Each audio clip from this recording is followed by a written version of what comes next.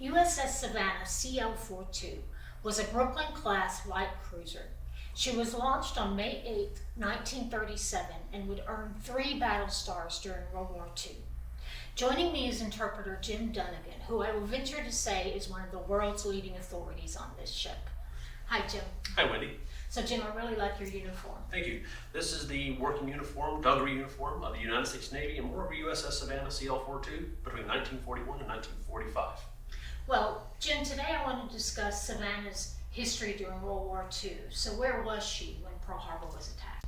When Savannah got the alert that Pearl Harbor had been attacked on December 7th, she was in international waters, proceeding to the South Atlantic to join USS Ranger for anti-shipping and anti-submarine patrols.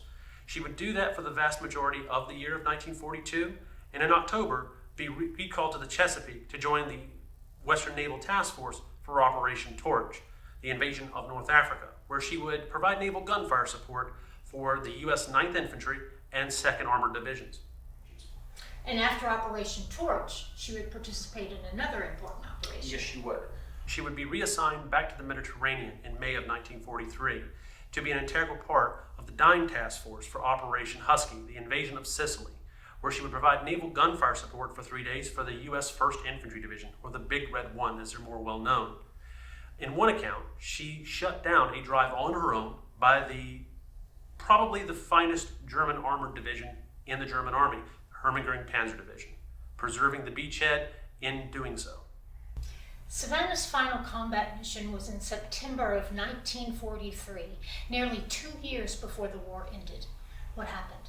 USS Savannah would be assigned to Admiral Hall's Task Force 80 for Operation Avalanche, the invasion of southern Italy. She would provide naval gunfire support for 2 days, the 9th and 10th of September. Sadly, on the 11th of September, the luck from her first 2 campaigns would run out on her. She would be struck by a Wunderwaffe, as the Germans would call them, a wonder weapon, the Rüstall FX 1400, or as the Allies more commonly called it, the Fritz X. The world's first precision-guided bomb. Yes, it is an air-to-surface anti-shipping weapon. This one in particular plunged down through the armored roof of the number 3 turret, crashed down through 4 decks and ended up in the ship's lower ammunition handling room when it exploded and killed 9 officers and 197 enlisted ratings. 15 other sailors were also severely wounded, 2 of which would later die of their wounds received. The ship itself, from the blast, suffered a 66-foot gash below the waterline on the port side between frames 51 to 68. And it also suffered a 25-foot diameter hole in her keel.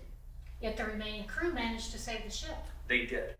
The aft damage control team moved forward and stopped all flooding within 5 minutes. Within 9 minutes, electrical, communications, and steering were all reestablished. 10 to 15 minutes later, she was righted, and within 30 minutes, she's back up and maneuvering within the combat area. 2 hours later, all fires will be extinguished, and she will provide naval gunfire support as necessary. By 1700 local Italian time, she is making preparations for getting underway to Valletta, Grand Harbor, Malta for emergency repairs, and she will make that 500 nautical mile trip with virtually a broken back. Once in Malta, Savannah was immediately put in dry dock for repairs, and services were held for her fallen crew members. She would return to the States in December of 1943, and although she wouldn't see combat again, her duty to the country wasn't through.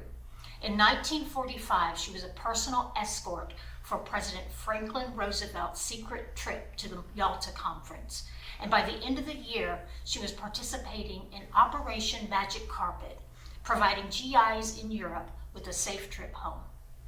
Join us next time for a look at the controversial yet elegant NS Savannah.